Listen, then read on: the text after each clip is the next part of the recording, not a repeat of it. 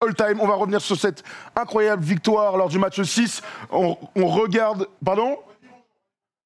Les Milwaukee Bucks sont champions NBA 2021.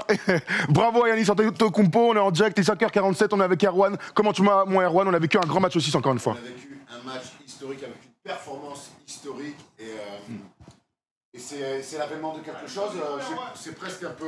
Erwan n'a pas de micro, c'est pas grave. Pendant nous, on regarde tous ensemble, hein, j'imagine que vous êtes sur le League Pass, sur Bein, on regarde le trophée qui arrive dans une mallette Louis Vuitton, magnifique. On a vu les larmes de Giannis Antetokounmpo, on a vu plein de belles images. On voit Bobby Portis qui a été l'un des hommes très importants de ce match-là. Regardez, on a mis le plateau en mode champion NBA, tout en vert. D'ailleurs, ça fait un peu mal aux yeux, on a l'impression d'être dans la night, un peu, wow, ça me fait un peu kiffer. Mais comme tu disais, Erwan, avant qu'on découvre que ton micro était fermé, eh bien... une grande performance de Milwaukee dans un grand match 6 dont on se souviendra longtemps.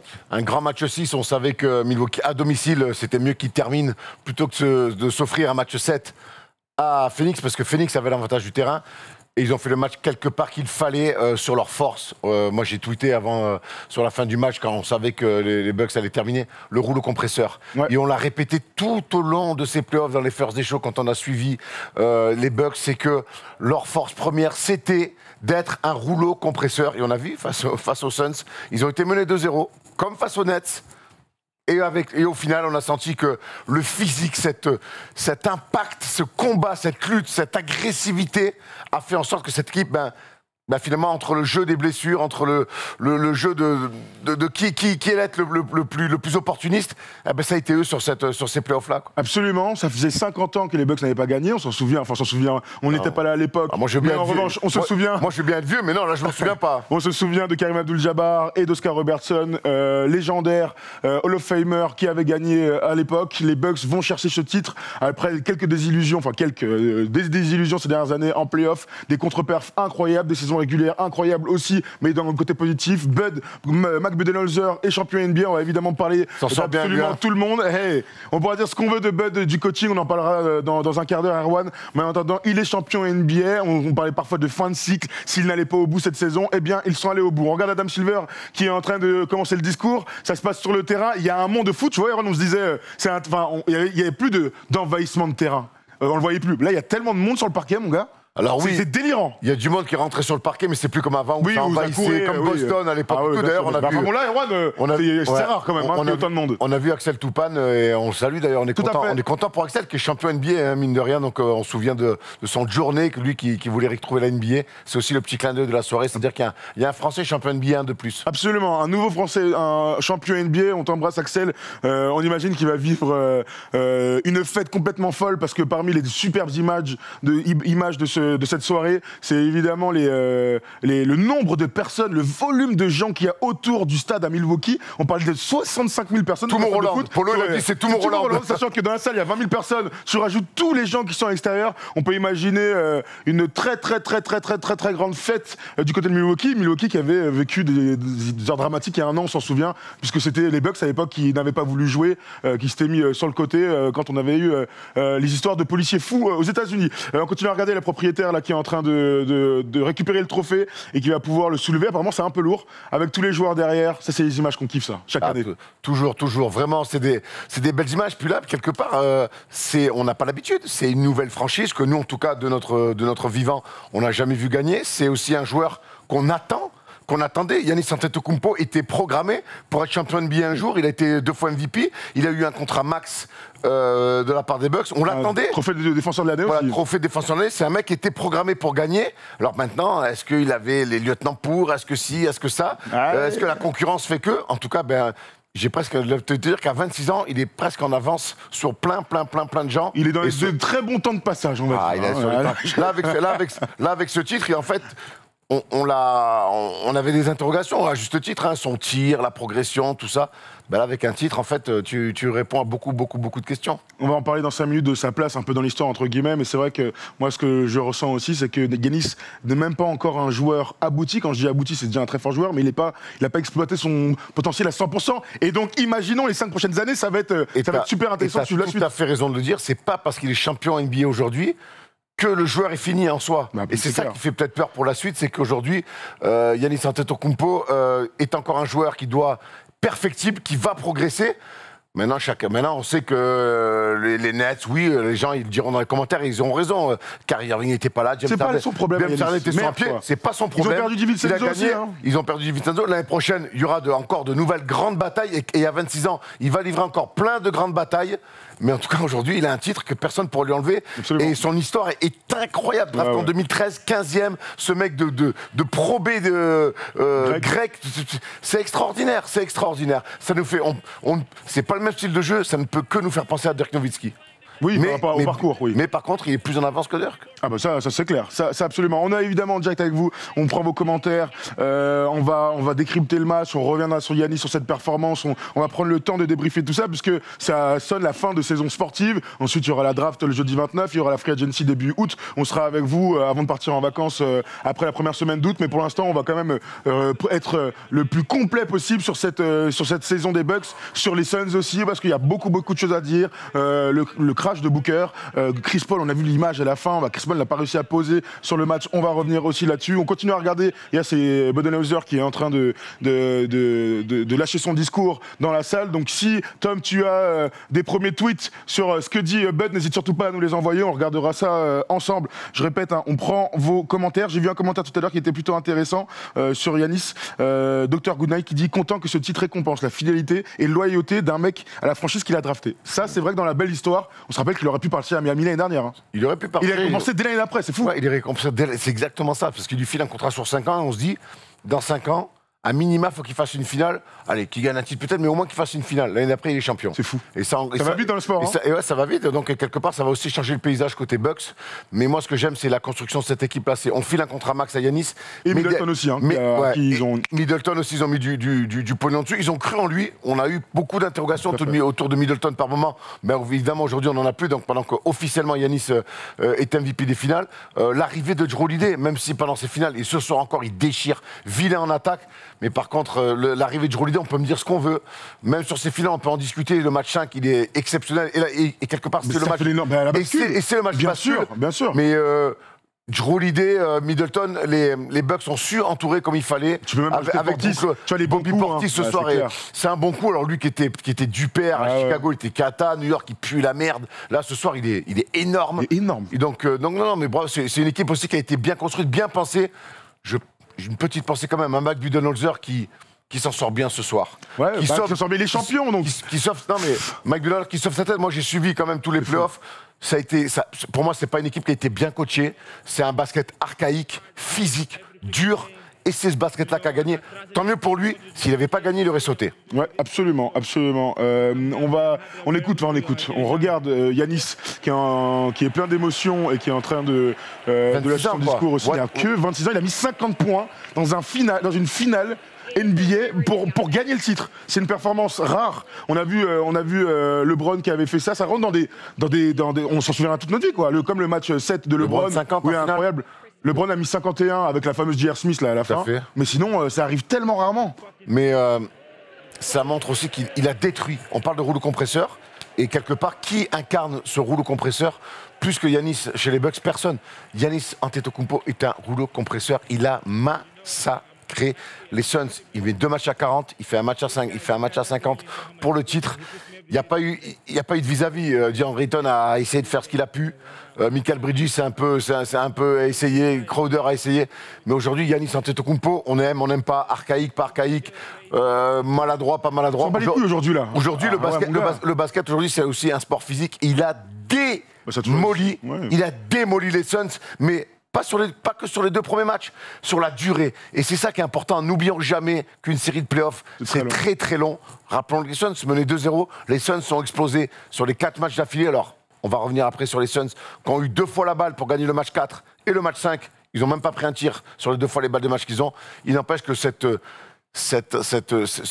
sensation de rouleau compresseur, plus que jamais, elle marche pour les Bucks. Absolument. Yanis, grand sourire, là on le regarde. J'espère que vous regardez en même temps sur votre télé ou sur votre ordi.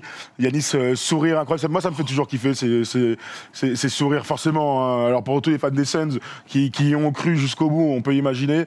Mais c'est l'histoire qu'on est en train de voir s'écrire. Et Yanis était promis à ça un jour. L'imaginer pas abouti et finir à 50 points dans un match comme ça et champion NBA, MVP, sans aucun débat possible, c'est une performance complètement ouf. On peut revenir là-dessus. Avant ce match-là, il y avait un débat entre Middleton et Antetokounmpo. C'est un débat que...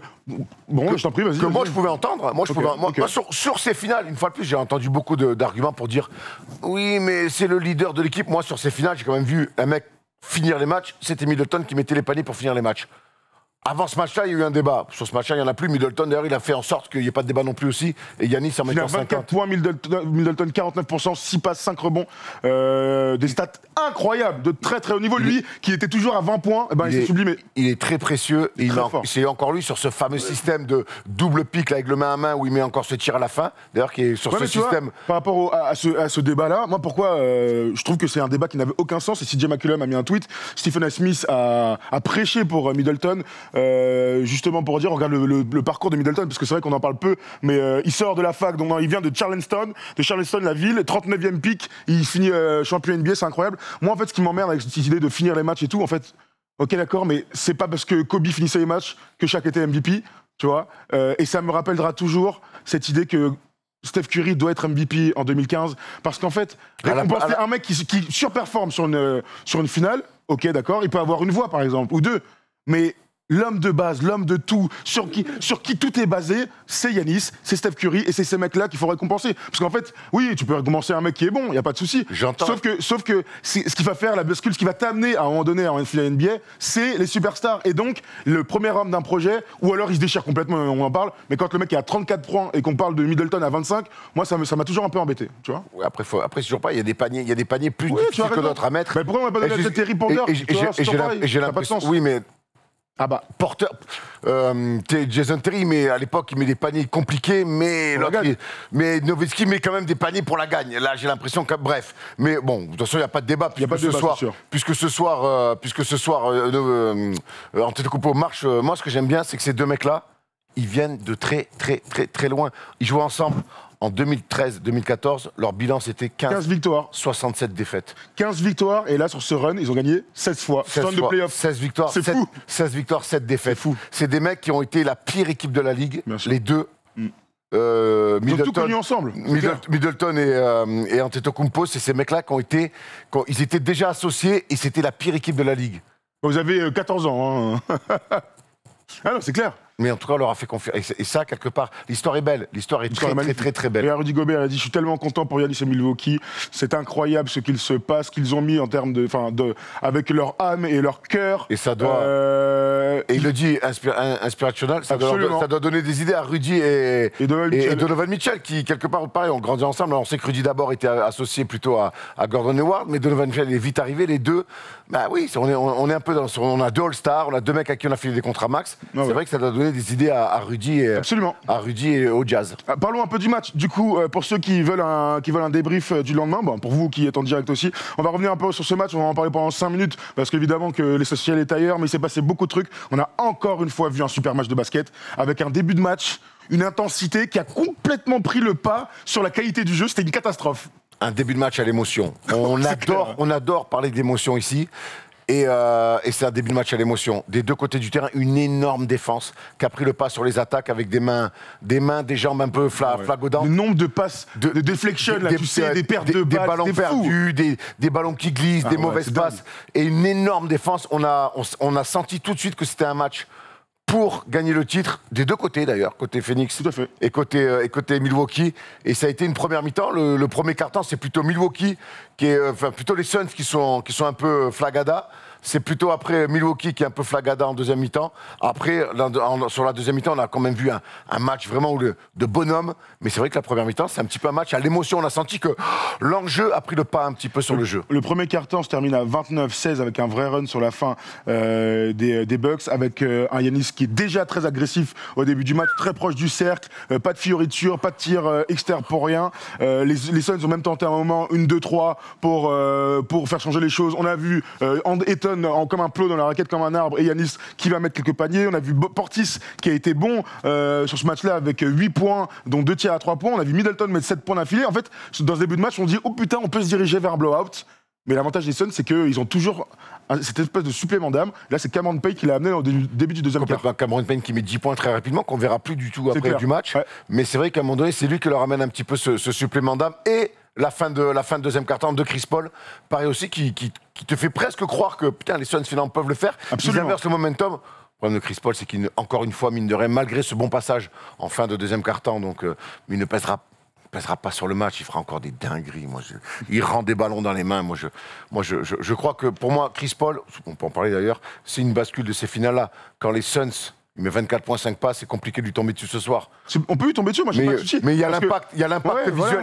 Et moi, je vais te dire, quand tu mènes 2-0 et que Chris Paul est plutôt bien dans ces finales-là, même si le problème. Il est très libre. Même dans le début du match 1, il a du mal à se mettre dedans. Oui, mais ok, oui. moi, quand les Suns, quand les Bucks, pardon, ont compris que Chris Paul, que c'était fini pour lui dans sa tête, pour moi, les finales basculent à ce De moment-là. toute façon, la série de Chris Paul, elle est terrible parce que. Donc il découvre ses finales, c'est un joueur ultra expérimenté, un meneur, on l'appelle point gun, c'est pas pour rien, dribble incroyable, mid-range incroyable, tir à 3 points fantastique, impact sur le jeu, le général et tout. Toutes ces qualités-là, et le match à mettre en avant pour montrer combien il s'est raté, c'est évidemment le match 4. Le match 4 à Milwaukee où ils ont le match en main, mais Chris Paul est cataclysmique. Aujourd'hui, il fait des stats très correctes, on l'a vu avoir beaucoup de réussite sur son mid-range. D'habitude, c'est filoche. Là, tout a été très court. Dès le début du match, on voit des tirs courts. Finalement, ça rentre, c'est en faisant tac, tac, comme au lancer, là. Après, il met dedans, il n'y a pas de souci. Mais on a cette sensation qu'il n'arrive pas à peser sur les fins de match, comme il a réussi à peser sur toutes les autres séries pour arriver en finale. 24 et 5, j'ai l'impression qu'on les a pas vus. Alors oui, il y a eu des séquences, fin de deuxième quart-temps, un peu à cheval sur le troisième et le début du quatrième quart-temps avec du mid-range, comme tu dis.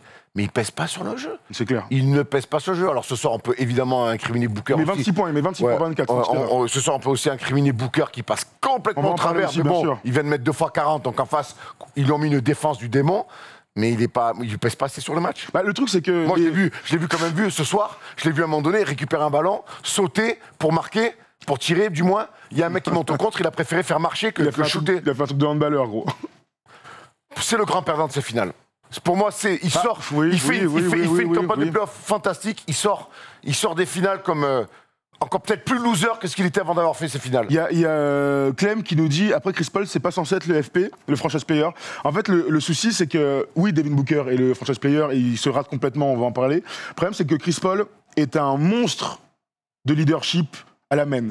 Et que dans ces matchs-là, c'est aussi comme ça qu'on l'attend. C'est-à-dire que mettre 24, 25, là, on peut en discuter.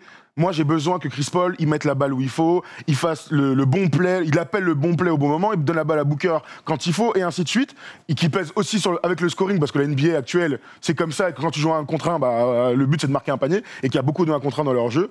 Mais Chris Paul, c'est complètement raté, malheureusement, dans ces finales. Donc, je dirais pas que c'est un... Moi, j'ai du mal à dire que ce soit plus un loser qu'avant ces runs de playoffs, parce que je l'ai vu quand même les qualifier en finale dans un match incroyable. Il se rate, mais le problème, c'est qu'il s'est raté comme un joueur de 24 ans. Il n'a pas 24 ans. C'est ça le souci. Donc, pour moi, avec le laps de temps qui lui reste pour sa fin de carrière, pour moi, c'est le grand il a perdant raté le coche. Pour moi, c'est le grand perdant de ces finales. Il a confirmé pour ses détracteurs que c'était un énorme loser. Moi, les 4 derniers matchs qu'il fait, la perte de balle dans le match 4, les pertes de balles dans le match 4, mais surtout la dernière, c'est à un moment donné, je te dis, il s'est planqué. Et bon, voilà, écoute, on va pas non plus l'accabler, parce qu'il fait quand même une campagne de playoff incroyable. C'est un joueur fantastique, mais il passe au travers de ses finales. Il n'en aura pas 40. Alors, Erwan, je te fais un petit truc, parce que Yanis est en direct sur Instagram. Il fait un petit Instagram. Tu devineras jamais avec qui il est en train de faire un truc. Donc, il a mis les lunettes et les machins. Il est avec son frère. Il est avec son frère, Erwan, puisque Thanasis est lui champion NBA aussi. Et c'est la superbe nouvelle de la soirée, c'est que son frère n'était pas sur le banc pour fêter ça, et je suis bien content. Tout à fait. Devine combien il y a de gens en direct sur son live, là. Je sais pas, 200 000. 334 000. Yanis qui est en train de tout péter. Ouais, attends, je te le mets comme ça, tiens, regarde. Yanis qui est en train de tout faire péter sur Instagram. Et oui, c'est aussi les célébrations 2.0. Avant, on ne voyait pas ça. On voyait des gros cigares et des trucs. Et maintenant, on voit des mecs qui sont en live Insta en direct comme ça pour débriefer avec son frère qui n'était pas là, qui est où d'ailleurs? Parce qu'il est parti au Il a le JO. Covid. Ah, mais c'est vrai, il a le Covid, je suis un ouf. Ah ouais, putain, il a le Covid. Merde, comme de par hasard. Continuons sur notre match, parce que Ce qui est ouf dans ce match, c'est qu'après le retour des Suns et le gros passage de Cameron Payne, on sent que Booker est pas bon. À la mi-temps, il est quand même à 2 sur 8 et 4 points, ce qui est indigne d'un joueur de son niveau. L'avantage, c'est que Jrue Holiday aussi est catastrophique. À la mi-temps, il est à 1-11. En attaque. Oui, toujours. De toute façon, Jrue Holiday, en défense, de toute façon, il est intestable. Mais en attaque, il est à 1-11 et il croque. Hein. Alors, il est à 1-11 avec des choix. Oh moi, je suis toujours pareil. Quand les mecs ratent des tirs, je veux voir si c'est des. Je veux voir la sélection de tirs. Et sa sélection, elle est cata. Elle est pas bonne du tout. Alors après, sur Paris, c'est toujours le match d'après. Il a fait, quand tu sors d'un énorme match, on se souvient Bridges, hein, quand il met 27, il s'en est jamais remis. Il n'y a que les Hall of Famers qui enchaînent les perfs, en fait. Donc c'est le match d'après pour lui, et il a été très très maladroit. Il met quand même un shoot dans le corner qui fait énormément de bien dans le troisième quart. Et puis après, après il a fait des choix très curieux en attaque. Après, on aura toujours ce débat de dire, oui, mais il défend tellement fort. Vrai. Par contre, c'est une troisième option. Mais il n'empêche que, mine de rien, sur les 6 matchs, son taf défensif, c'est une bascule extraordinaire. J'ai quand même rarement vu une prestation défensive aussi énorme depuis bien longtemps. Depuis Pippen même, j'ai envie de te dire. Dites-nous là dans le chat, on regarde vite fait Moi, ce type d'impact. Depuis Pippen sur Magic, j'ai rarement vu un mec autant influencer défensivement un game. C'est intéressant, ouais. Dites-nous si vous avez une intuition du mec, mais c'est vrai que... Pippen sur Magic. Il y a du Tim Duncan quand même quand il joue contre les deux Wallace. C'est des grands. Il fait son quadruple-double, il a 9 contre là. D'accord, mais lui c'est en attaque, je parle défensivement. 19 contre 1. Ah bah moi je te parle défensivement. Oui, contre les Pistons, il est contre vaillant. Les deux Wallace, il est vaillant. Il est vaillant, il fait la deux donnes d'un quadruple-double. C'est la première chose qui me vient. Mais là où il rate ses lancers. Là où je te rejoins, c'est que c'est un joueur intérieur. Tu vois, mais quand je vois l'impact de Giannis défensivement dans ce match, qui n'a rien à voir avec Jrue Holiday, lui c'est dans les airs, c'est dans le second rideau et tout. C'est là où je te rejoins sur, tu sais, les gars défensifs qui disent je te prends et tu me connais, j'aime bien le off-ball, les pressions tout terrain, passer dans les écrans, ces défenses un peu de petits. Ça veut pas dire que la défense des grands ne vaut rien, mais j'ai toujours un peu plus de... Iggy sur LeBron, MVP des finales. Pas mal. Iggy, oui, pas mal, mais LeBron, il finit quand même à 30... Alors que le Chris Paul, quoi, il se fait éteindre. Alors, sans parler du même impact, mais on pourrait parler de Dijon Stevenson en 2011 sur LeBron. Ou Kawhi Leonard en 2014 aussi sur LeBron. Où tu sens que, waouh, il y a du répondant. Et je les mettrais pas au même niveau, parce que là, quand même, Jrue, on voit que lui. Et quand on voit que lui défensivement, un joueur extérieur... Ces finales-là, je les ai vues. Là, ça m'a sauté à la gueule. On l'a dit pendant... tout le temps que c'est une troisième option, oui il défend mais en attaque, mais au final avec le recul défensivement il a changé ces finales là. Je pense qu'il a tué Chris Paul. Je pense que Chris Paul a été dans l'émotion, il n'a pas su la gérer. Mais c'est fou de dire ça quand même. Mais physiquement il l'a mis dans le dur, physiquement il l'a massacré et donc il l'a encore plus poussé dans l'émotion. C'est clair, absolument. On continue le match, puisque le troisième quart-temps est de très haut niveau. Il finit à 77-77. Et à ce moment-là, franchement, oui, il y a l'avantage des mecs à domicile. Mais à part ça, moi je me dis que les Suns peuvent le prendre. Les Suns sont vaillants. Sachant qu'à ce moment-là, Giannis... Parce qu'il y a un truc qu'on n'a pas dit encore, mais les troisième quart-temps des Bucks, sur leurs 4 victoires, ils sont toujours incroyables. Parfois, ils sont menés, ils repassent devant. Ils imprègnent un truc. Et Giannis, dans ce troisième quart-temps où il met 20 points, il est... On fait la comparaison avec le Shaq et on a raison. J'ai jamais vu un mec autant dominé à l'intérieur que depuis le Shaq. Voilà, ni plus ni moins. C'est beaucoup trop pour DeAndre Ayton. Il n'y a aucune solution pour Monty Williams et les Suns. D'ailleurs, moi, leur zone de merde, là, 2-3 du dimanche matin, frérot, si tu fais zone, vas-y, tente un truc. Trappe, fais des trucs. Moi, mettre une... Sois agressif, quoi. Faut agressif, tente des trucs. Mettre une 2-3 pour faire on met 2-3 pour gagner du temps. Frérot, t'es en finale NBA. Il y a un mutant en face. Qu'est-ce que tu me fais? Bref, bon, ça, moi, je comprendrai jamais pourquoi on fait ça. Ensuite, il y a un mutant qui les détruit, mais les Suns sont vaillants, parce que Chris Paul est pas grandiose, Booker et Kata, ils sont dans le match. Ils sont dans le match, pourtant. Pourtant, Jake Crowder, énorme tir avec la faute, Crowder fort. Ils sont dans le match. Kaminski qu'on a revu. What the fuck, on a revu, il a mis 4 points. Bon, il y avait un Thomas et tout. Moi, quand j'ai vu Kaminski, je me suis dit, tiens, mon compte a peut-être dû essayer de lui parler un peu plus tôt, d'essayer de le relancer. Alors oui, Kaminski, c'est pas Abdul-Jabbar, hein, mais je sais pas, au moins, il peut te filer un peu plus de minutes que prévu. Mais après, en face, c'était trop dur. L'autre, c'était... Tu parles du Shaq. Le Shaq, mine de rien, c'était du post-up, il te cassait la gueule. L'autre, c'est post-up, face-up, il part au large, il te joue, transition. Quand il met sa flèche à 3 points, on se dit, oh, il est dans un très grand soir. Flèche à 3 points, il était dans un très grand soir. Il a un pourcentage au lancer exceptionnel. Honnêtement, ce soir, il y avait pour les Suns, il n'y avait pas grand-chose à faire contre Giannis. Il y a 2 trucs que je voulais dire et j'ai oublié de te dire. C'est Jrue Holiday n'est pas bon parce que Bridges est sur lui et qu'en fait Jrue Holiday galère à attaquer sur Bridges qui est plus grand que lui et plutôt rapide. C'est un des bons choix que j'ai bien aimé, tu fais bien de le dire, de mettre Bridges sur Jrue Holiday. Ça a plutôt bien marché. Tu planques Chris Paul sur PJ Tucker, c'est vraiment, ils ont tout fait Chris Paul pour que ça se passe bien pour lui. Hein. Mais c'est vrai que Bridges sur Tucker, on a bien aimé. Bridges sur Holiday, on a bien aimé et ça a plutôt bien marché. Et c'est peut-être aussi pour ça qu'ils sont souvent. Moi, je les ai trouvés vaillants, les Suns. Après, leur manque de profondeur et leur manque de l'expérience. Après, tu mets que des gamins sur le terrain. À partir du moment où Booker met plus un panton, c'est trop dur. C'est trop dur pour eux. Et de toute façon, pour que les Suns gagnent ce match, il aurait fallu que Booker soit à 35 une fois. Ils perdent les deux derniers matchs et Booker met 40. Là, mon gars, il fait un match, il passe au travers. Absolument. Tu peux pas gagner. Et pourtant, on a presque un money time. Hein. On a presque un money time.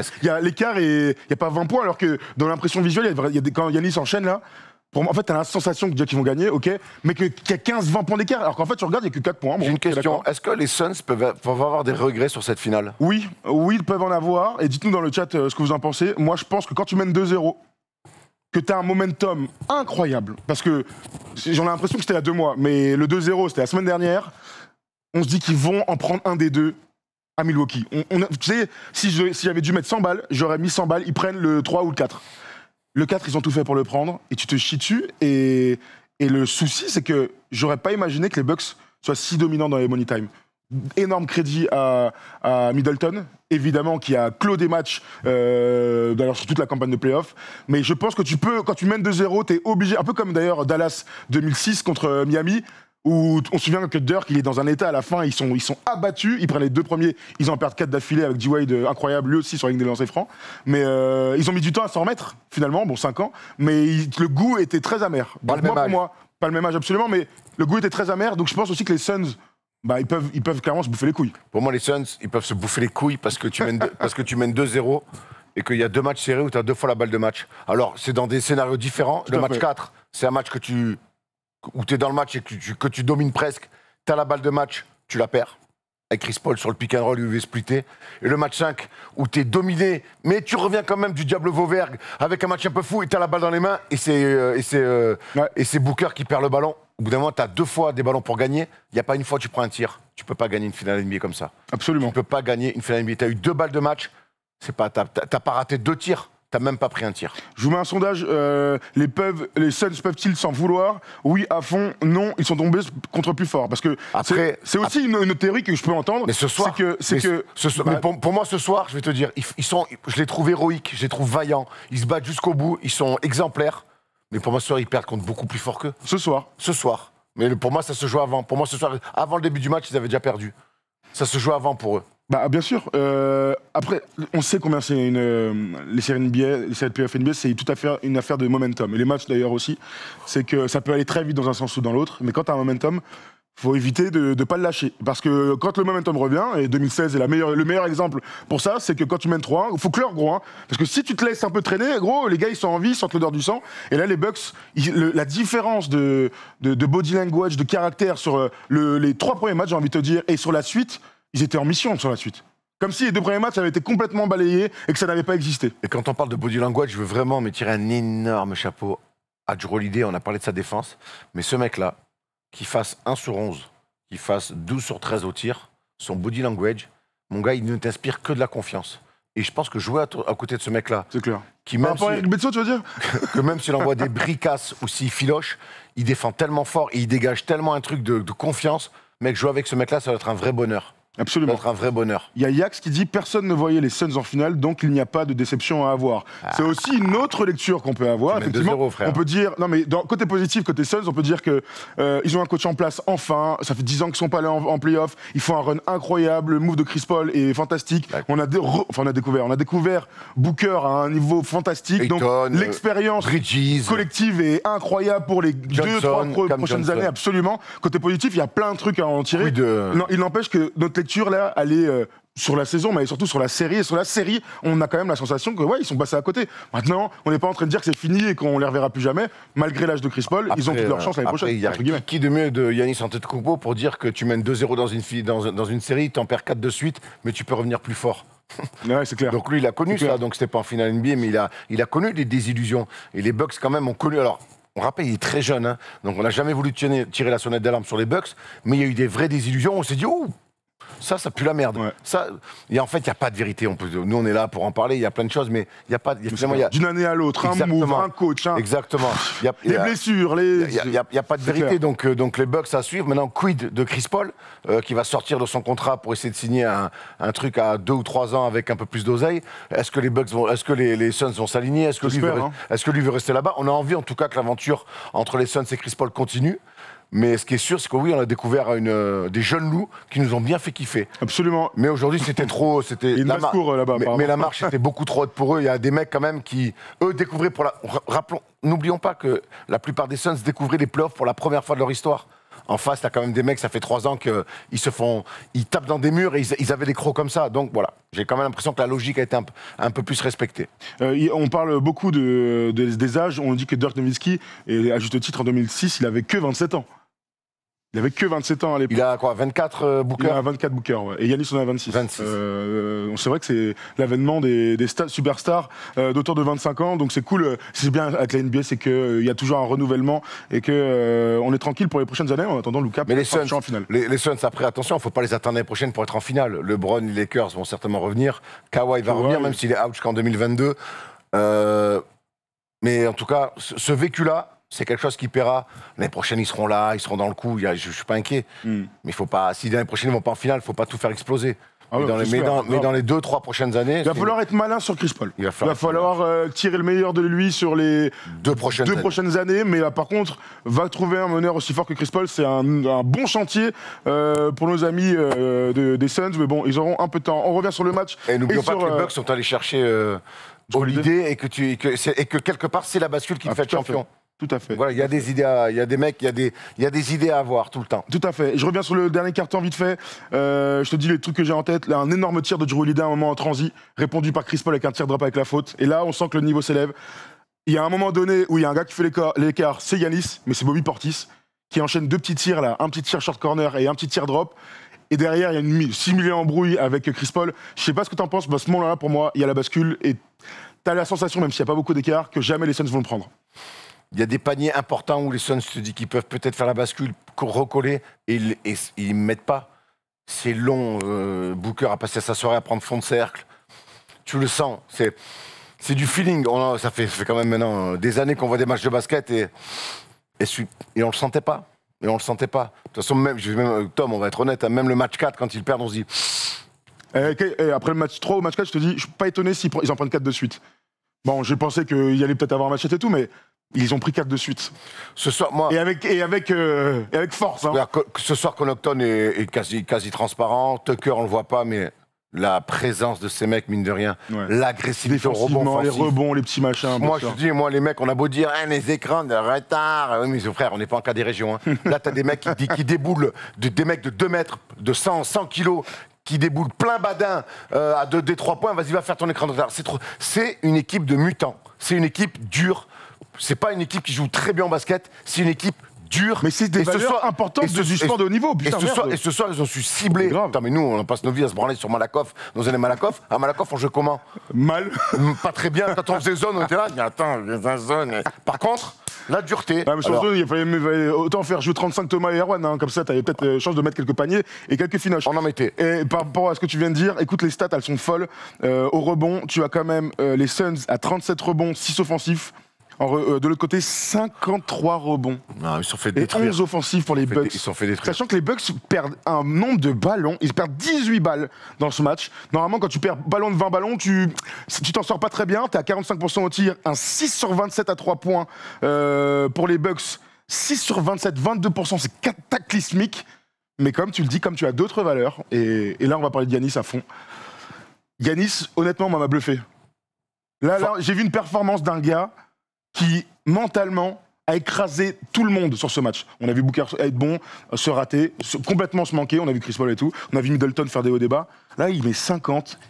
Et surtout cette stat, il est à 17 sur 19 au lancer franc. Jamais j'aurais imaginé Giannis actuel rentrer 17 lancers francs et filoche. C'est la jauge. Incroyable match de Giannis. On a senti dès qu'il a commencé à mettre ses premiers lancers, on s'est dit putain, il est bien dans sa gestuelle, il est bien dans sa tête. Mais tu sais, le basket, ça marche un peu comme ça. Ah, bien il sûr. s'est senti bien dans son geste.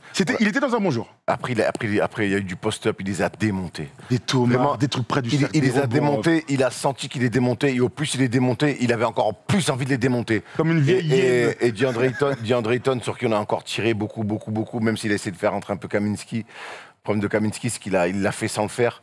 Il a détruit DeAndre Ayton, il n'y avait personne pour s'opposer face à Giannis Antetokounmpo. Et pour les futurs adversaires des Bucks, et ils seront nombreux, bah, ça va poser des questions. Les gars, il va falloir quand même s'ajuster parce que le champion désormais en titre, c'est l'équipe de Giannis Antetokounmpo. Et on a bien vu qu'au bout d'un moment, Giannis Antetokounmpo, il va falloir lui mettre des gens en opposition pour être capable de défendre parce que ce mec-là, sinon, c'est 50 points dans la gueule. Je te pose une question, Erwan, tu me dis ce que tu en penses. Il y a 3 jours, Chris Paul avait eu la bonne idée de dire tout le monde s'attend à ce qu'il rate, même lui, au lancer franc. Est-ce que c'est pas aussi une réponse de champion de Giannis à ce type de troll là? Le mec, ce soir, il met 50, il fait 17-19 à 3 au lancer franc. C'est la meilleure des réponses à Chris Paul ou à qui que ce soit. On est toujours très critique avec Giannis et allons à fond là-dessus. Et on le saura peut-être plus tard Oui, par la suite. peut-être qu'il gagnera, il perdra, peut-être qu'il en gagnera 10, on verra. En attendant, là aujourd'hui on s'arrête sur cet instant, c'est l'instant T. Regardons les stats sur la série, 20 et 17 au premier match. On rappelle, Pour un mec, c'est fait une hypertension et qu'on pensait out pour les playoffs. Il revient pour les finales, et d'ailleurs il est probable encore dans la journée. Il finit à 20-17-4, pas mal. Ensuite il s'énerve un peu, 42 avec un match incroyable. Les 2 premiers matchs, non mais je pense que Giannis, il est pas à 100%. Mais couilles, En tout cas, ça donne 42, 41, 26, 14 et 8. Bon, il était moins bon sur ce match-là. 32, 9 et 6 sur le match 5. Et donc la masterclass, 50 points en finale NBA. À chaque fois que je le dis, c'est fou. Pour le match du titre, quoi. Pour le match de titre, le match le plus important de sa carrière. Le match où, et même si tu avais encore un fusible derrière, encore une cartouche, il n'empêche que, moi, ce qui m'a impressionné, c'est son leadership sur les finales. Et c'est sa concentration, son visage. On aime bien dire qu'il y a des joueurs qui font des blairs et ça lui arrive souvent d'en faire. Là, mon gars, son visage. D'ailleurs, on l'a vu parfois se donner même un peu trop. Je pense à le contre qui tente sur Booker. Il revient de nulle part. Parfois, il faut savoir se gérer. Il n'y a pas eu de souci. Mais dans son implication dans le jeu et son sérieux, il n'a pas commencé à tirer pour rien. Il a pris des tirs, pas de souci. Mais je l'ai trouvé vraiment fantastique, son implication mentale. Juste, il a joué juste. On sait aussi que des fois, par moment, il est capable de jouer un petit peu à l'envers. Là, sur ce match comme ça, un match pour jouer pour le titre à domicile, il n'y a pas une faute de goût. C'est clair. Dans la sélection des tirs, il met 50. Hein. Il n'y a pas une faute de goût, il provoque. Il sait où ça fait mal. Ayton, il lui a fait une misère. Je te prends post-up. Hop, tiens, Ayton, vas-y, je vais te prendre au large. Et hop, t'as des petits sur moi. Hop, vas-y, je vais te poster. Hop, je vais provoquer des fautes. Non, il ressortait bien la balle. Ouais, et les prises à 2, il sortait la balle. On a même pas eu l'impression qu'il a forcé. Il a même pas forcé. Par contre, après, et aussi crédit beaucoup à l'équipe des Bucks, ils sont allés le chercher, ils ont su cibler tous les match-up avantageux qu'il avait. Et Dieu sait qu'il en a eu ce soir. Non, c'est une vraie. Quand on dit qu'ils ont su monter, que les Bucks ont su monter une équipe autour de ce mec-là pour gagner le titre, bah, ce soir, c'en est la preuve. C'est que c'est lui qui met 50, mais derrière, ils ont tellement su lui mettre les ballons où il fallait. Et défensivement, ils ont fait ce qu'il fallait aussi. Qu'est-ce que tu penses de Giannis et si on s'arrête en 2 secondes sur sa carrière, il a que 26 ans, il est déjà 2 fois MVP, il est déjà 1 fois défenseur de l'année, il est maintenant champion NBA et MVP des finales NBA. On se souvient du tweet de Kobe là, il y a quelques temps où avec toutes les jeunes voix, bah super, voilà, il a dit bon maintenant il faut que tu sois MVP, c'était avant qu'il soit MVP, il faut aussi que tu ailles chercher un championship, et ben il a réussi tout ça. Tu parlais de temps de passage, c'est exceptionnel, mais on a la sensation qu'il n'est pas abouti, donc c'est fou cette histoire. J'espère bien, il a 26 ans, il a tu l'as dit, double MVP, meilleur défenseur de l'année et donc champion NBA désormais. Moi, c'est une player aussi, c'est vrai. Maintenant, oui, c'est vrai. Maintenant, écris ton histoire. Est-ce que tu vas te contenter d'un simple titre? À 26 ans, ça sera un peu con. Tu as un contrat max, tu es dans une équipe avec laquelle tu as déjà été champion. Maintenant, il faut écrire ton histoire. Jordan a gagné 6 titres. Jabbar en a gagné 5. 6, pardon. 6 aussi. Voilà, Bird en a gagné 3. Magic en a gagné 5. Voilà, mais mec, aujourd'hui, essaye de. Voilà, les exemples qu'il faut avoir. Tu vois, Isaiah Thomas en a gagné 2. Je sais pas, au bout d'un moment, tu vas à 26 ans, tu ne peux que. Voilà, tu as franchi un cap, mais il y en a encore plein d'autres. Parce que c'est ce qui fait la magie de cette ligue, c'est qu'il y a des légendes. Et aujourd'hui, qu'est-ce que. Tu dois aussi, petit à petit, année après année, et trophée après trophée, aller chercher franchir des caps pour. Aujourd'hui, en étant 2 fois MVP et champion à 26 ans, est-ce que t'es top 20 all-time? T'es top 20, ouais, 18, 19, tu passes déjà devant... t'as que 26 ans, tu passes déjà pratiquement devant tous les postes 4. Presque Barclay. Donc les Barclay, les Karl Malone, tu peux en dire... Ah bah, tu passes... En fait, ton palmarès, sur son poste, il y a personne qui l'a. T'es avec Kevin Garnett, t'es avec Dirk Nowitzki, t'es avec qui d'autre? Dites-nous si vous... Tim Duncan, évidemment.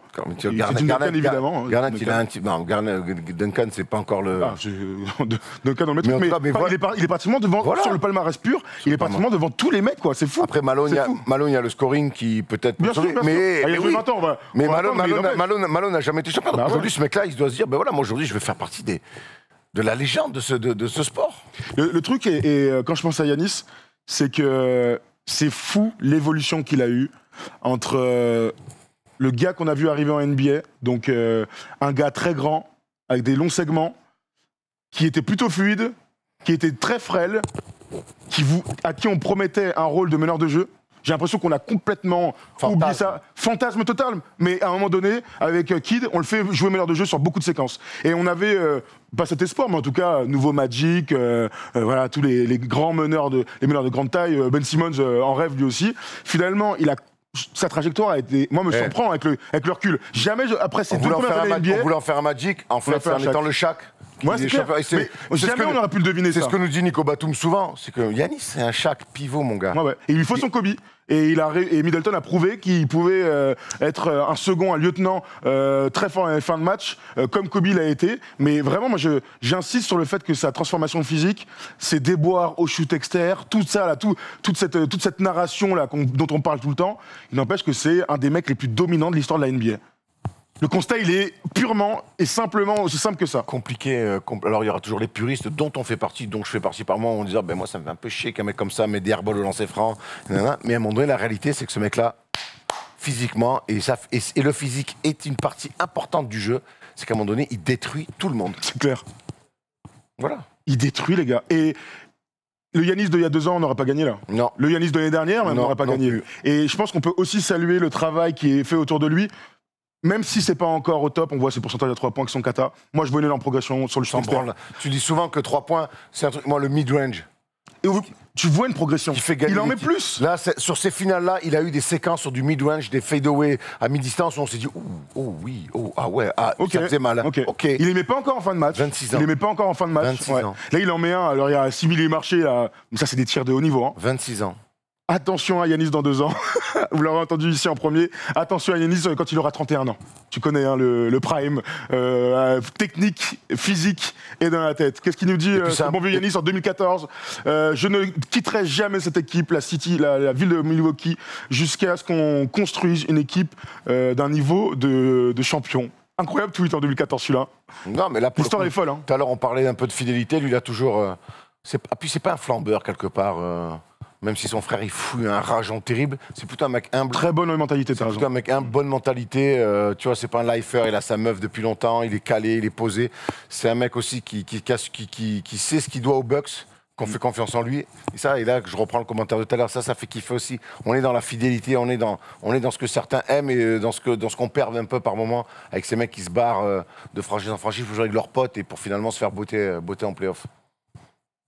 Non, mais c'est clair. Quel accomplissement fantastique pour Giannis. Bravo Quel mon gars. accomplissement. On regarde les tops et les flops sur ce match-là, parce qu'on a un peu parlé de Bobby Portis, mais vous allez voir qu'on l'a mis dans les tops, hein, comme toujours pour ceux qui méritent d'être sur un match si particulier pour aller chercher le titre. À un moment, on parlait un peu de la peur de gagner, parfois on l'a senti. On a mis Giannis Antetokounmpo, évidemment, qui a mis 50 points. Bobby Portis et les lancers de Giannis qui changent radicalement la phase de ce match-là. On rappelle un 17/19 au lancer franc pour Giannis. C'est le stade de KD, ça, mon frère. Ah là, quand tu sabres un mec et qui fait ça au lancer, ben là, ça complique le dossier, mais en même temps, c'est ce que ça devrait toujours être. Les grands joueurs doivent mettre leur lancer comme ça. Absolument. Et on sait que Shaq, dans les grands moments, ne ratait pas ses lancers, alors qu'il était à 50% toute la saison. Mais bon, il est capable. En tout cas, même psychologiquement, je pense que, honnêtement, maintenant, ce mec-là, libéré d'un titre... Qu'est-ce que tu as envie de le voir, vers quoi tu as envie de le voir évoluer là, sur les prochaines saisons? Le mid-range. Soit un joueur fiable. Un joueur fiable, un peu sur du fade-away, sur ce que fait un peu Kawhi à mi-distance par mois. J'ai envie d'aller là-dessus. 3 points, allez, c'est un peu pièce en l'air. Les bons soirs, ça tombe en bas. Mais s'il est fiable à mid-range, sur du mid-range, ça va être un vrai problème. Parce que les moves, il les a maintenant. Ça y est, on les voit. Hein. Gauche, droite, on les voit. Il a compris qu'il fallait tirer très très haut. On voit maintenant, il faut gagner en fluidité et changer peut-être un peu sa mécanique qui est catastrophique.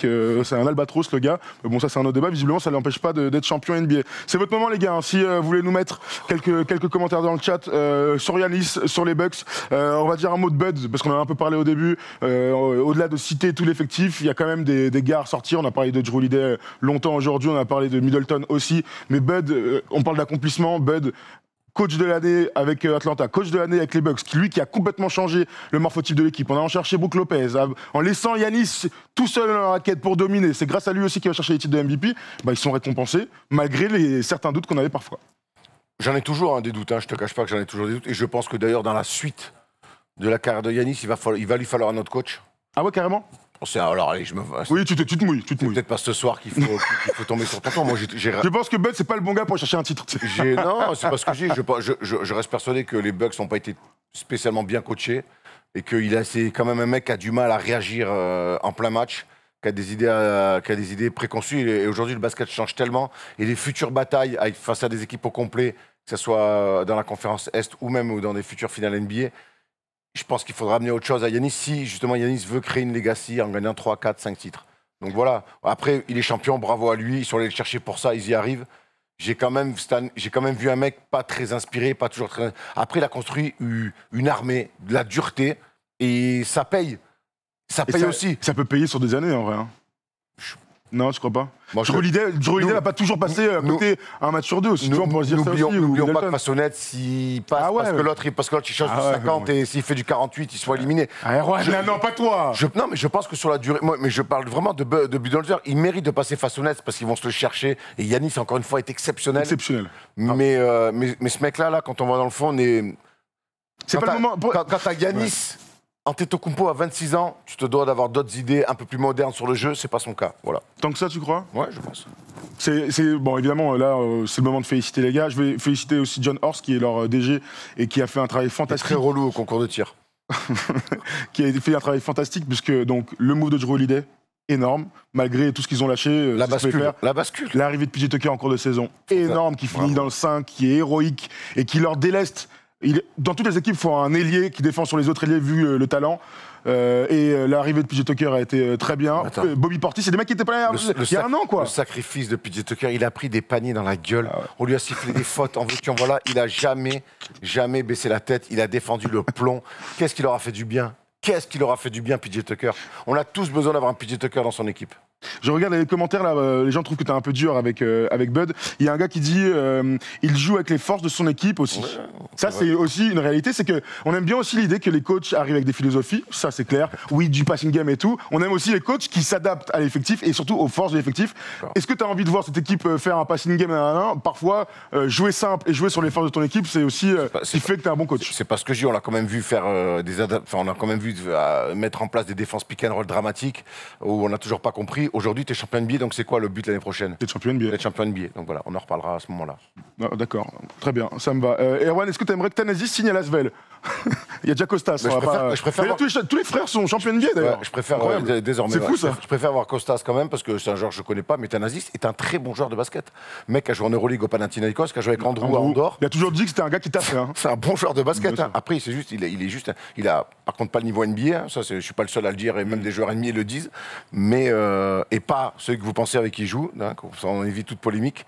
Mais d'anciens joueurs NBA plutôt. Et voilà. Mais bon, les champions NBA, tant mieux pour lui. Dernière question sur le coaching et Bud. Admettons que dans un monde parfait, tu as le choix de n'importe quel coach, ou plutôt de n'importe quel style de jeu. Vers quoi tu voudrais qu'ils tendent les Bucks? En faire mieux? Par contre, à Giannis, je pense qu'il faut ça. Il faut la muerté, la défendre dur, être très agressif et tout. Après, je pense que par moments, ils sont champions et c'est extraordinaire. J'ai l'impression qu'ils se sont fait peur par moments, par le manque de Blair de Budenholzer. Ils auraient pu se le perdre parce qu'à un moment donné, il a mis du temps à s'adapter. Voilà. Tu vois, c'est toujours dur de. Après, là, il est champion. C'est pour ça. Mais moi, je veux pas non plus. J'ai autant les Bucks, autant Giannis. Exactement ce que j'allais dire. Autant Giannis, Middleton, Lopez, tous les joueurs m'ont régalé par leur cœur, l'envie, Moi, j'ai du mal à lancer des fleurs à Budenholzer par son coaching parce que je l'ai trouvé. Il a mis son équipe en danger par moment. Il s'en est toujours bien sorti et tant mieux. il s'est mis en danger par moment par son manque de réaction sur certains matchs. C'est intéressant, en tout cas, on parle de ça, parce que tu vois, ça me faisait penser à Steve Nurse. Steve, pas du tout Steve. Nick Nurse. Steve, c'est son frère, sûrement. Nick Nurse. Steve Nurse, qu'on embrasse, évidemment. On embrasse la famille. J'ai pas dit Fall Trouble et j'embrasse Nico. C'est vrai, mais parce que, pourtant, DeAndre Ayton a été un peu en Fall Trouble. Bah, il était à 5 fautes. Après, là, pour le coup, mais tu te souviens de ça? On l'a dit, on a été les premiers à le dire. Faut le cibler, le tonton. S'il ne joue pas, ton niveau, il baisse direct. Et aujourd'hui, il n'a jamais été dans le match aussi parce que je pense qu'il a plein de trucs dans la tête. Il l'a massacré dans le Il s'est fait massacrer. On voit Yanis là derrière, regarde. Avec ses 2 bébés. Lui qui va être papa pour la deuxième fois en plus. Ça tombe bien. Là, t'es DeAndre Ayton, tu te dis, attends, je dois jouer 45 minutes et je vais prendre tonton dans la gueule tout le match qui va me jouer. Et ça, c'est une force. Ça, c'est la force des Bucks, par exemple. On va te faire mal. Ah ouais. Ils ont mis 2 matchs. Ils ont mis 2 matchs à leur faire mal. Mais alors, à partir du moment où je leur en fais mal, ils les ont détruits. J'ai toujours du mal à ne pas dire bravo au coach. Parce que. Non, mais parce que là, ce que tu es en train de dire, si tu mets Mike D'Antoni, c'est pas la même équipe du tout. Tu vois? Et qu'on est quand même dans une série où Monty Williams a mené 2-0. Monty Williams, à qui on lance des fleurs pour ce parcours merveilleux, c'est quand même un coach qui mène 2-0 en finale et qui perd 4-2. Tu vois, et pourtant, lui, on tempère beaucoup moins les éloges qu'on fait de lui. À côté de ça, Bud, et c'est pour ça que je parlais de Nick Nurse, c'est que, tu vois, Nick Nurse, il va chercher le titre en 2019, ce qui est incroyable, mais aussi, ils sont tout le temps à 2 doigts de perdre, ça fait partie du jeu. Mais Monty Williams, on peut aussi lui tirer un peu dessus sur ces finales-là. Hein. Il perd, comme il s'appelle, il perd Saric. Alors, c'est terrible, il est incapable de. Il a Kaminski, en fait, il veut pas l'utiliser, et le peu de temps où il l'utilise. Pourquoi pas? Parce que ça reste un grand barbare. En plus, t'es en finale NBA, donc les mecs sont complètement concernés. Ils l'utilisent très tard, trop tard. Quand Ayton n'est pas là, il sait faire cette zonasse du dimanche matin dans les Landes. De la merde. On a l'impression que il prend un temps mort, il dit 2 devant, 3 derrière. On ne comprend pas. Alors, regarde la belle image de Monty Williams qui est avec Yanis dans le vestiaire. Voilà, donc il a jamais. Voilà, donc après, mais c'est pareil, c'est des mecs qui apprennent. Après, je pense que le roster, finalement, sur la durée, on a vu que le roster des Suns pour des finales NBA était peut-être un peu court. On rappelle que là, 90% des mecs découvraient les playoffs. Il n'y avait que JJ. Voilà, découvraient les playoffs sur. Playoff ou finale NBA. Playoff ou finale NBA, mais même playoff. Hein, Bridges, Payne, Johnson, Booker, Ayton, c'est tous des mecs qui découvrent les playoffs. Donc, moi, j'ai pas. Voilà, mais bon, après, j'aurais aimé des fois, mais bon, après, ils ont été court vêtus et il n'a pas toujours été inspiré, mais après, c'est comme ça. Très bien. Bon, on a fait presque le tour sur ce match 6, surtout sur ce titre des Milwaukee Bucks qui gagnent donc 50 ans après leur premier titre, après Oscar Robertson. La NBA t'offre toujours un storytelling intéressant, en tout cas. Les Bucks sont une franchise historique. Tout à fait. C'était bien de le rappeler. Franchise historique, franchise qui compte ces dernières années. On rappelle, 2 fois vainqueur de la conférence Est. D'ailleurs, on a fait, c'est marrant de le rappeler, mais on a fait un débat sur est-ce que c'est pas leur année, puisqu'ils sont un peu sous les radars. On en parle un peu moins. Et comme de par hasard, ils sont champions. Débat que j'avais proposé. Tout à fait, que tu as proposé, Erwan, bravo. Et et on était plutôt d'accord pour dire que, et le fait d'être sous les radars, parfois, ça peut profiter à certaines équipes. Alors, ils font un premier tour, ils détruisent Miami, mais derrière, tu te souviens, quand ils sont menés 2-0 face aux Nets, on se dit, ah putain, même face à Atlanta, ils perdent le premier et tout. C'est une équipe qui s'est fait mine de rien peur dans ces playoffs-là. C'est une équipe qui a pas trop de marge. Mais l'expérience, leur expérience des 2 dernières années, la défaite face à Toronto, la défaite face à Miami, ça leur a énormément servi cette année. Absolument. Bravo aux Bucks en tout cas. Félicitations aussi à tous les fans des Bucks parce qu'il y en a en France. C'est pas la franchise la plus suivie de tout l'Hexagone, mais il n'empêche qu'il y a beaucoup de fans. Déception pour les fans des Suns, mais bon, après c'est aussi comme ça qu'on apprend. Ouais. Je pense qu'ils sont quand même ravis d'avoir découvert les finales NBA. Hein. Je pense que les fans des Suns, ils ont vécu un voyage de playoff fantastique cette année. Clair. Parce que la dernière fois c'était avec Steve Nash, donc c'était à 10 ans tout simplement. Comparé à ceux des Knicks, on était content de retrouver les playoffs. On s'est fait détruire par Triangle, donc les gars. T'es content d'aller au resto, puis finalement, après la mousse-bouche, c'était un peu la merde. Et puis après Toronto, c'est bien, ça redistribue un petit peu aussi les cartes. On voit d'autres visages, on voit d'autres nouveaux gens, champions NBA. Voilà, aujourd'hui. Et puis on sait que quand tu es champion NBA, voire finaliste, parce que ça marche aussi pour les Suns, tu changes un peu de statut. Ouais, complètement. Donc l'année prochaine, mine de rien, Yanis, malgré ses 2 titres d'MVP, change de statut. Middleton, Holiday aussi. Booker va changer de statut. Eaton aussi. Voilà, on aime un petit peu comme ça. Ça va rendre la conférence Est encore plus compétitive et la conférence Ouest aussi. Que des bonnes choses pour la suite. Absolument. On voit dans le chat, encore une fois, bravo à Axel Toupane, champion NBA. Ah, Axel qui est venu dans le First Day Show en tout début d'année, qui nous disait, moi je vais partir sur la G-League, je veux récupérer une place, je veux me... Alors qu'il était encore un peu blessé, il était pas encore à 100%. Je veux aller me faire une place en NBA, je vais faire la G-League. Il a fait la G-League, il a fait finale de G-League, il fait finale NBA cette année, il avait perdu la finale de G-League, il a la finale NBA, on l'embrasse évidemment. Axel, on est ravis pour lui, ça fait un Français de plus champion NBA, et quelle histoire, quelle aventure pour Axel. Bravo mon ami, on aime ça aussi. Il rejoint une belle liste des Français champions NBA, puisque on commence à en avoir une belle flopée entre les Tipeee, les Babac, les Yann, les Rodrigue. Ronnie Rodrigue était dans l'effectif. Ronnie absolument avec Miami. Qui d'autre, pardon? Alors, c'est juste une mauvaise blague Michel de Sam Sarabino. Michel Platini, bravo. Job is done, Fear the Deer, bravo Axel, on est ravis pour toi. Et puis, on en rediscutera quand tu reviendras. Tu seras de passage à Paris, tu pourras nous raconter un peu les insides de ce champion, de cette équipe championne, et puis de savoir un peu le mindset de Giannis sur ce match-là. Je serais très curieux de savoir ce qu'il a dit avant et comment il a été préparé, parce que j'aime bien les préparations de coach aussi avant les matchs. Merci à tous de nous avoir suivis, c'était une saison... dantesque. Elle a été très longue. Elle n'est pas terminée puisqu'on va suivre les playoffs, n'importe quoi, la draft jeudi prochain. On fera le début de la Free Agency ensemble en espérant qu'il se passe des trucs sympas comme chaque année. En tout cas, la saison sportive s'arrête là et elle a été... comme je disais, dantesque, intense. Vous nous avez suivis très souvent sur le stream sport tous les week-ends. Pour nous, ça a été une charge de travail complètement folle. On a kiffé le faire. On est quand même content que ça s'arrête maintenant et qu'au mois d'août, on puisse couper un petit peu et prendre des vacances, Erwan. Give me some fucking holidays, tout à fait. Et si vous allez à Punta Cana, peut-être que vous croiserez, vous aurez le plaisir de croiser Erwan. Et si vous le croisez, n'hésitez surtout pas à le lancer sur un bon débat NBA pour les vacances sur Giannis est-il surcoté. Voilà, tu le lances comme ça. Je ne répondrai pas d'ailleurs à tout débat NBA pendant les vacances. Je coupe tout. D'ailleurs, je ne parlerai qu'espagnol. Hola guapo. Bravo à cette équipe des Suns, des Bucks. Bravo à Tanalis, bravo à Connaughton, bravo à toute cette équipe. Bravo à Jeff Teague qui est champion NBA. Champion NBA, Jeff Teague. Ouais, je ne les ai même pas tous cités, mais oui, Jeff Teague. Pat Connaughton qui, ce soir un peu transparent, fait des finales exceptionnelles. C'est clair. Bravo à Brynford, parce qu'on n'a pas vu ce soir aussi, mais qui a été bon pendant les playoffs. Je regardais, il y a des mecs que je connais même pas. Finale dramatique, Brynford. Ouais, mais il est champion NBA, gros. Il a la bagouze. Ça fait une de plus que moi. Merci à tous, les gars. Merci à tous. On vous voit dans le chat, là, vous régalez, vous êtes les meilleurs. On se retrouve jeudi prochain avec Envergure pour un live. On va voir combien de temps il va durer, mais un live le jeudi 29 sur la draft NBA. Et puis on reviendra ensuite après Nancy. En fait, il y a juste Polo, Tom et Jérém qui sont dans la régie et qui craquent. On peut le dire, ils craquent. Vas-y, mets plan large et venez tous les trois là. Ouais, venez un peu, ça va être compliqué. Oh, il est là, regarde-le! Gros baiser, regardez la team. Oh là là. Oh non, j'ai honte. Voilà. Ils sont intenables. Ils sont très sympas sinon dans la vie. Profitez, ils seront pas là l'année prochaine. C'est clair. 6h44, Erwan, c'est le temps de couper. Merci à tous pour ce super débrief. Bravo encore une fois à Milwaukee. On s'est régalé, super saison. Bravo Giannis, 26 ans, déjà champion NBA. La suite risque d'être très compliquée. On peut dire qu'il est meilleure vie que nous quand même. Et pourtant, on a une super vie. Hein. Bravo Giannis. Moi, j'ai une super vie. Et en plus, bien je suis super bon au lancer franc.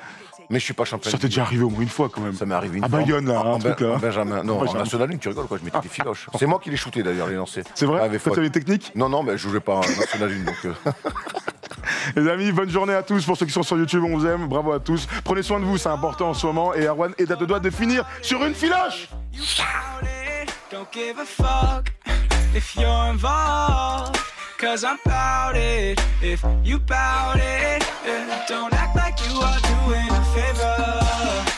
But honestly, I swear you're my savior, girl. And I don't know if I'll see you later. So I'm bout it if you bout it, yeah. Champagne for breakfast. First things first, never put you second, girl. Don't be stressing, I forgot to mention I'm bout it.